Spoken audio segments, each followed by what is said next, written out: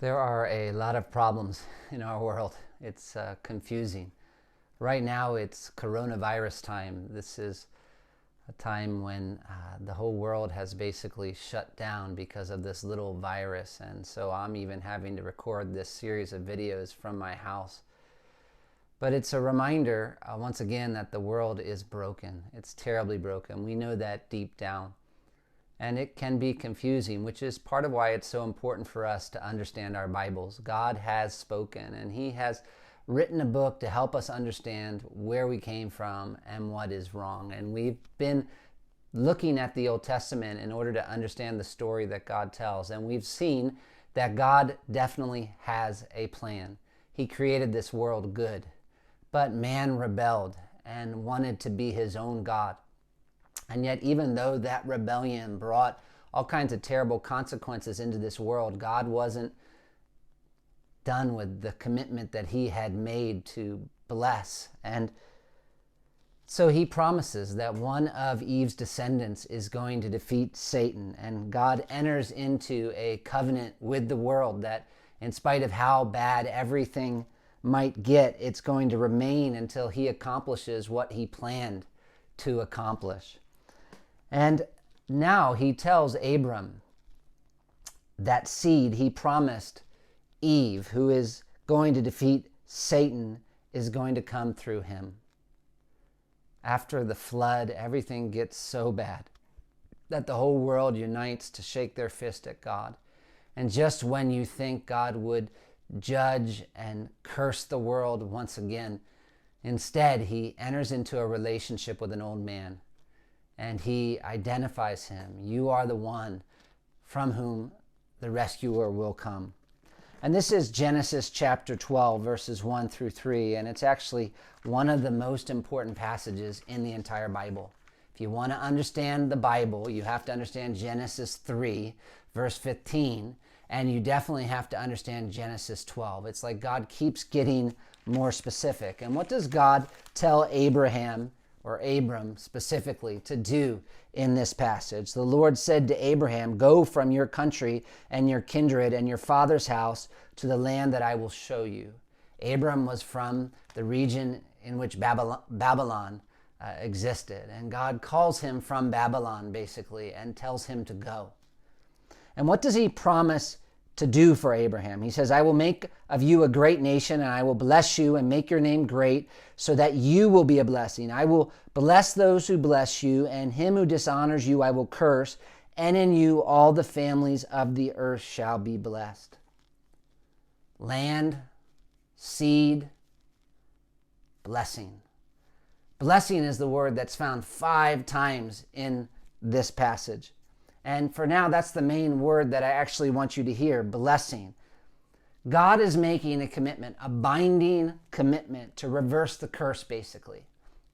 And this covenant is like the first in that it's a grant covenant as well. The Noahic covenant was a gift from God. And so is the Abrahamic covenant. It's not based on Abraham's performance, but on God's faithfulness. And this is kind of the next big step in understanding covenants. You remember, to understand the Old Testament, you have to understand the word kingdom, and you have to understand the word covenant. And we said covenant involved a special kind of relationship that God entered into with man. And when we look at covenants in general in the ancient Near Eastern world, which was the world in which Moses existed and the world in which these books of the Bible were written, there were different kinds of covenant.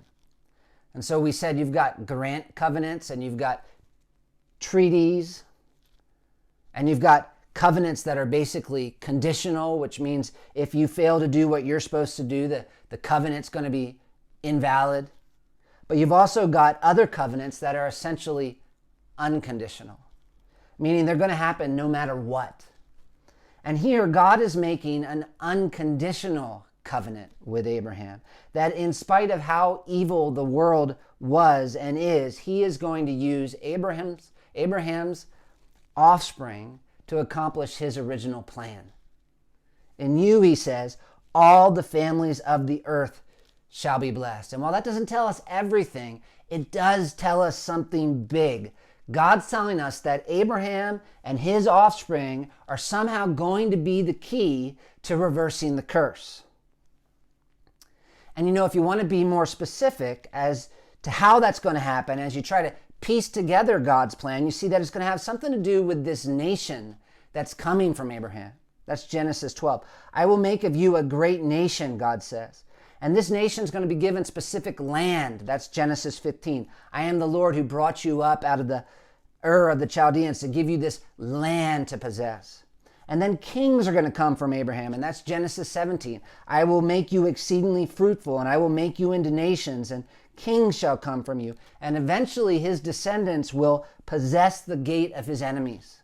That's Genesis 22. In other words, they will defeat their enemies, which will bring blessing to the rest of the nations on the earth. Your offspring shall possess the gate of his enemies, and in your offspring shall all the nations of the earth be blessed. And you know what Abraham has to do to make this happen? Because this is maybe where this all gets more clearly practical. As we're reading our Bibles, we're seeing that God has a plan to rescue the world. And here's one of the first places where he's clearly entering into a saving relationship with someone. He's making this covenant with Abraham. And what is Abraham's role? It's pretty obvious as you read Genesis that Abraham was not the world's greatest individual. What are some signs that Abraham wasn't chosen because he was so holy all the time? One example, what's the first thing that Abraham does after God makes the promise to him in Genesis 12? He goes down to Egypt and he allows his wife to get married to another man, which is pretty low. And Abraham doesn't do that just once, he does it twice. And the point is that Abraham's not really that different from the rest of us. In fact, there's one thing, pretty much one thing, that stands out in the stories we read about Abraham, and that is that he believes God. Which wasn't easy, actually, because the funny thing about God choosing Abraham is that he's just so old when he makes this covenant. And his wife's womb is basically dead as she's past the age of childbearing, bearing, way past. And what's funny is that even after making the promise, God takes his time with Abraham and lets the situation get even more difficult until he comes to him again in Genesis 15 and says, "Fear not, Abram, I am your shield. Your reward shall be very great." And Abram says, "That's wonderful, God, but I'm not sure what that reward is going to be because I don't have any children and all I have is my servant. And while he's a nice guy, I'm sure he's not the promised son." And so God tells Abram, "This man shall not be your heir. Your very own heir shall be your son." And he brought him outside and said, "Look toward the heaven and number the stars. If you're able to number them." Then he said to him, "So shall your offspring be." And what's key is how Abram responded. Genesis 15:6. This is so important. "And he believed the Lord, and he counted it to him as righteousness." And I say that's so important because later on in the New Testament, Paul's going to say that's an example of how we all are brought into a right relationship with God as well. This is a model of how we can experience the great deliverance that God's providing through Eve's descendant who's coming to crush Satan. Abram is not a perfect person, definitely. When God enters into a covenant with him to bring blessing into this world, he doesn't give Abram a long list of qualifications. Instead, he calls on him to do what? To believe. Or you could say, to trust in God's ability to keep his promise. The promise he made all the way back there in Genesis 3, to defeat Satan, to send a rescuer, and to bring blessing and to achieve victory through his chosen seed, even when it looks impossible. Like with Sarah, because her womb was dead. And yet Abraham trusted that God could bring life into the dead womb of Sarah, just as he said he would. And he did. He did.